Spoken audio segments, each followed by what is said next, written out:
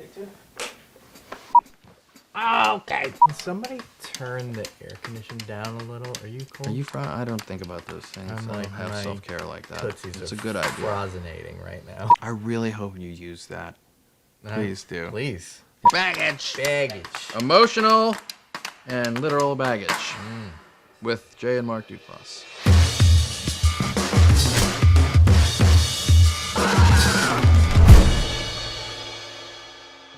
The great surprises for me are people like James Earl, who I have never heard of, I've never met, who came in and begged to read for the show, and then watching him go toe-to-toe with Oscar winner Mahershala Ali and put in an equally great performance is like that feeling of watching Rocky, where you're just like, oh my God, where did this guy come from? Why not say something truthful for once? Seeing Mahershala Ali turn on this specific version of scary charm that I hadn't seen before.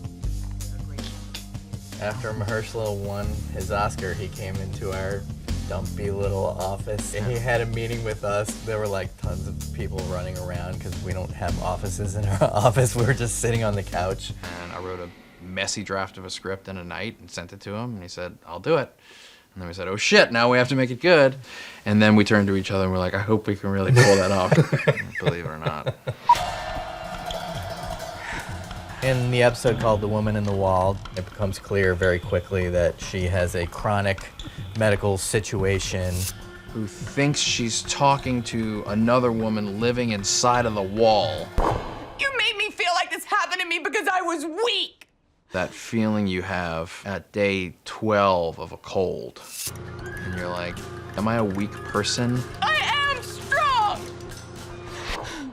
That's something that Jay and I both carry with us a lot. You know, it's like, am I just an anxious and depressed person, or am I really sick? We have our art to throw all that shit into, but this woman doesn't. Tell me a little bit more about that. Yeah. Arnold is our musical episode of a man who doesn't really feel like he belongs in the social scene, and he feels a little more comfortable at home with his science fiction books and his frozen pizzas. But his old friends are always trying to get him to go out, and he does go out tonight, and he meets a girl, and she changes his life. Tonight. You got it. Tonight, I'm shivering. Please hold. It's almost like one of those 15-minute Hamlets. This is the kind of story that normally takes place over 2 acts on Broadway in New York, and we sort of condense this story down to about 25 minutes.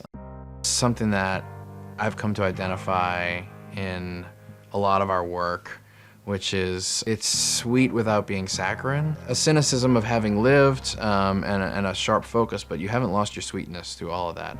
And I think of all the episodes this season that embody that the most, it's Arnold, you know, the musical episode of the sci-fi dork who meets the girl and everything changes. To the perfect night. Perfect night. Where we can just be exactly who we want.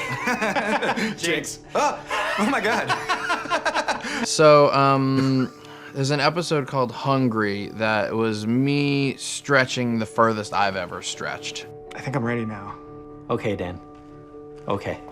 In terms of, is anybody gonna wanna watch this? What am I doing? 2 gentlemen who meet with the explicit plan of drugging themselves and having a cannibalism experience. It smells good.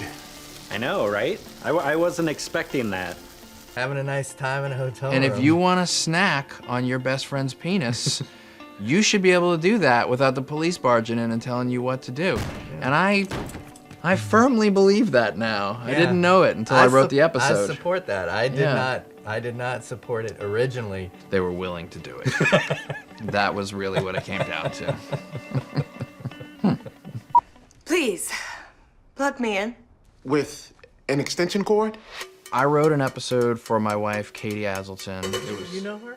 I don't know her, but I'm married to her. She was like, that looks great, I want to do it. You shouldn't direct it, a woman needs to direct it. I got a little offended, but I was like, you're right. Hybrids. Yes. Sometimes people tell you something that is absolutely insane, but you can't help believing them for some reason. Right. I see. That episode is really a lot about what you believe with your head versus what your heart is kind of telling you in that moment. Because She's it's very robot-y. And Yeah, she's a little robot-like. It's a little almost creepy. I thought that was a very good joke. casting her as someone who thinks they're a robot is just really fun and different.